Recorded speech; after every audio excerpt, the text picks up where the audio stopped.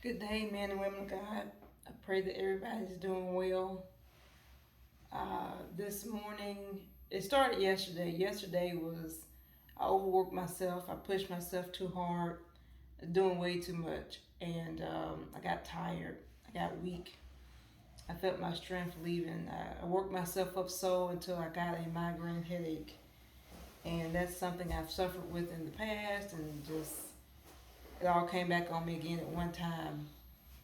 All negative thoughts came, negative feelings came, what people said, what they've done, how they were not, how they were not there for me when I needed them to be. All the things, the good deeds that you think you're gonna get from people in return that just never seems to happen. Yeah, all that came back to my mind, and I began to become really, really sad, and it was a bad moment for me. And so I took a long hot shower, and I just cried out to the Lord. I said, Lord, help me. I can't seem to help myself. I can't seem to shake myself. Help me. And so he led me to watch Joyce Meyer. And I typed in Joyce Meyer on YouTube, and I just typed in negative because that's how I was feeling. And all of a sudden, I said, okay, I'm going to start feeling better. But I watched the show, and I felt a little bit better. And then I got into a praise and worship and went on to bed. But when I woke up this morning, it was a repeat. It's like a groundhog day. All the thoughts came back, and all the worry came back, and I knew I had to do church service today. I do two church services, one at 8 a.m., one at 11 a.m. here at the house. And at that 8 a.m. worship service, I just couldn't seem to pull myself together, but I said, I can't stay like this. I've got to press forward. So I began to cry before the Lord. I laid out all my issues, called out the names of the people. I said, Lord, remove any bitterness that's in me. Help me to overcome this because this is too much. And as I began to lay everything at his feet and to just cry out, and I said, Lord, I'm giving this to you, I realized that how do I give it to him? And the Lord let me know to give it to him means to constantly put it before my remembrance that I gave it to him, and to meditate on the Word of God night and day, day and night.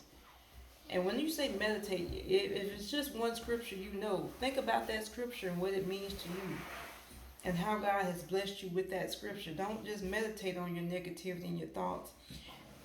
And one thing I realized to overcome the feeling discouraged, stressed out, the first thing you have to do is make up in your mind, I'm not accepting this. I'm not going to keep thinking and feeling like this. I'm not going to go by what I see. I'm going to trust in the Lord and go by what his word says. So let's go to his word, because I had to ask for help, and this is the help I got. Isaiah chapter 61 verse 3. It says, to appoint unto them that mourn in Zion, to give unto them beauty for their ashes, the oil of joy for mourning, the garment of praise for the spirit of heaviness, that they may be called trees of righteousness, the planting of the Lord, that he might be glorified.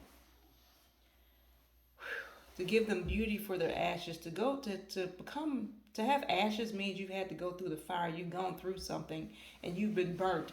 And so, but there's beauty in those ashes, amen? There's beauty in the things that you've gone through. There's beauty in the pain, because not only have you learned from it, you can help the next person. And when something else comes up again, you won't be stagnant. You'll know what to do. Amen. And the oil of joy for mourning. Mourning doesn't just come from grieving. I was mourning about my life and things that have happened, and this is within recent years. You could be mourning over how you feel, mourning over who you lost and how you've made so many bad choices and bad decisions. You can mourn from your mistakes, but there's an oil of joy, amen, that God will bestow upon you. And then the garment of praise for the spirit of heaviness. The spirit of heaviness does make you feel like the weight of the world is on your shoulder, but I want you to be reminded you didn't create the world, so the weight of the world don't have to rest on you. You give that weight back to God and say, Lord, I'm going to do what you need me to do, and put on the garment of praise. A problem that many of us have, and me included, is we don't want to. We want to stay like we've been and expect different results. You can't allow negativity to fester. You have to put a stop to it and say, you know what, I'm not going to do this and I'm not going to do that. And you have to be consciously aware about what you're thinking about and change your thoughts. One thing Joyce Meyer said in what I was watching last night, she said that Lazarus was dead and there was a stone in front of him. And Jesus came, but Jesus came many days after.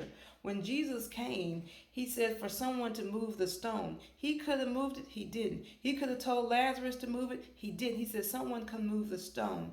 And so there's always something that you need to do. If God has instructed you to write a book, yet you're complaining you're broke, you need to do your part and he will bless the rest. See, Jesus, when he came, okay, to bring Lazarus forth, okay, when he brought him forth, there was a part that even Lazarus had to do. He could have said, no, I'm going to remain dead. But he got up from his dead place and said, I'm not going to stay in this. I'm going to listen to his voice and be obedient. There's always something that somebody needs to do. There's always a portion that you need to do. Faith is an action word, meaning you have to be in action doing something and God will bless the rest. God told me to do the t-shirts. Amen. And I didn't, I hadn't sold what I wanted to sell yet. But God said, I'll bless the work of your hands. Just do what I told you to do. And so things may not seem right. Things may not even feel right. But I said, you know what? I'm going to cast these vain thoughts and imaginations down. And I'm going to focus on the word of God. And I'm going to be obedient to what he's called me to do. Even when it doesn't make sense. Even when it doesn't feel good. I'm going to be obedient to do what God has called me to do. And when you're obedient, he will bless the rest. But you have to make up in your mind that I'm not going to stay in this dry place. I'm not going to stay in these grave clothes. I'm going to get up for how I feel and go into what I know what the word of God is telling me to do. Amen. So get up from how you feel. Get up from what it looks like and focus on the word of God. Meditate on his word day and night, night and day, and see don't you overcome. It's only when you meditate on negativity that it festers and becomes a bigger issue than it needs to be. Give your problems to the Lord and leave it at his feet. And trust that he will work it out. He may not work it out in your timing. He may not work it out the way you want it to. But exchange your thoughts for his thoughts and his ways for his ways. Study the life of Jesus Christ and figure out what did Jesus do in this situation? He prayed about it and he left it there with the Father. Pray about it. Leave it with the Father. You will not be discouraged. He will not let you down. He is no respecter of person. And so I went from this morning listening to William McDowell, Wrap Me in Your Arms. I went from Wrap Me in Your Arms and to Praise Is What I Do and to Shekinah Glory, Unquenchable Worshiper. And I worship so much so that my prayer shawl came off. Amen.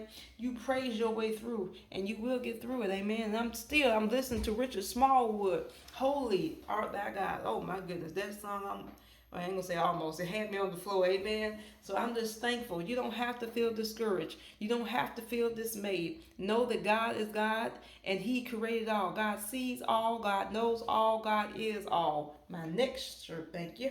And he is all. He is your everything. But you have to remind yourself to seek ye first the kingdom of God and his righteousness.